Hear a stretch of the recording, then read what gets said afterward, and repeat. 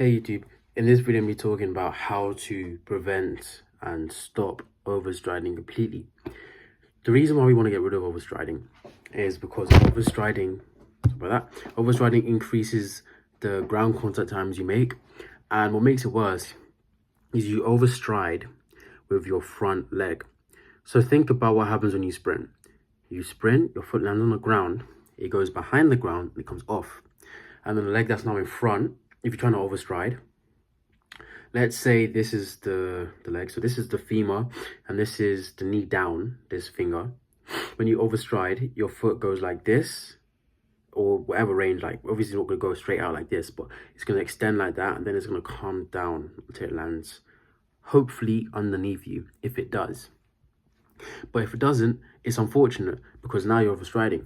And what we want to happen is our foot to go from behind us, I can't really do it from this, to this angle, and then it extends a bit, but it goes down. The leg is going to extend a bit as you go down, but this is supposed to be natural, not forced. When you overstride, you force it to happen, which means your leg gets into this position and it extends before you even start to come down.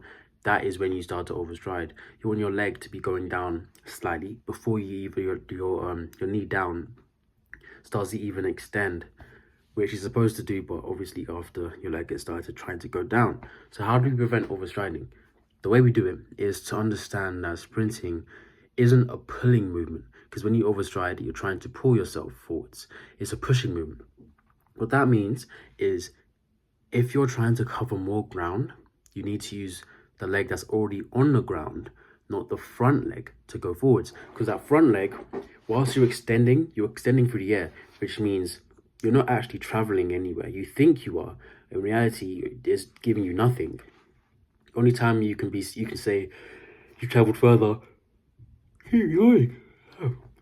The only time you could say you traveled further would be if you actually overstrided, because yeah, you did travel further, but in exchange for traveling further with one step, you increased your ground contact time and you've dispersed a lot of the force you generated, which means you're going to have to use even more energy to get back the speed you just dispersed, saying you can even get that back. Which means you need to understand that to sprint faster, to sprint further, you need to see sprinting as a pushing movement, and you push with the back leg, not a pulling movement. Not one part in the 100-meter race is pulling. The entirety of it is pushing.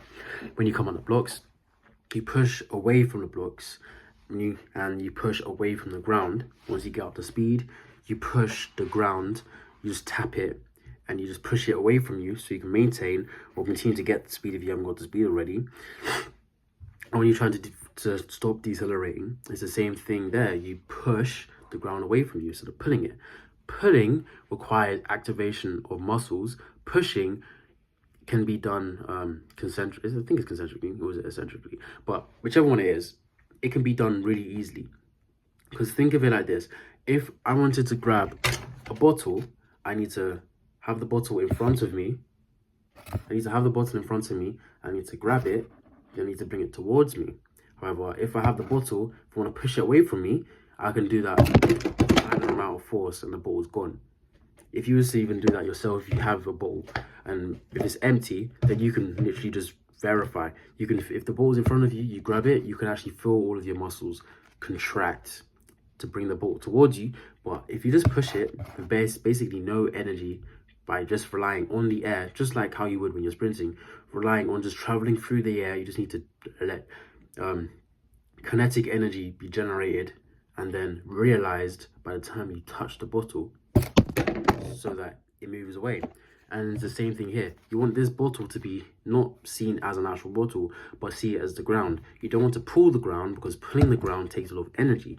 If you want to push the ground away from you, can you push the ground away from you? It doesn't really require much energy, or definitely doesn't require as much energy as it did to start to get up to speed when you're actually up to speed, because you're just putting basically nothing into the ball and you're keeping yourself away from it purely because your body's already generated enough momentum to be able to have a lot of force or have a lot of kinetic potential that's been generated from elastic potential. So you just put a bare minimum amount of force, but you're putting in a lot more than you think you are, because you're traveling so fast, so it'd be impossible not to. So if you want to prevent overstriding and you actually want to get faster, understand that sprinting is a pushing movement, and you push with your back leg if you push at all, because you don't want to, because just like pulling can affect your ground contact times, you don't want pushing to affect your ground contact times too. However, I will be making a video on how to actually push with your back leg so that you can increase your stride length, so that you can actually still get faster without overstriding with the front leg.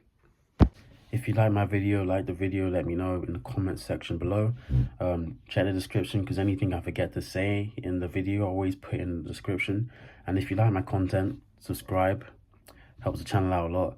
I post every 2 days at 1 p.m. Greenwich Mean Time. If you don't know when that is, just hit the bell and then you'll be notified instantly.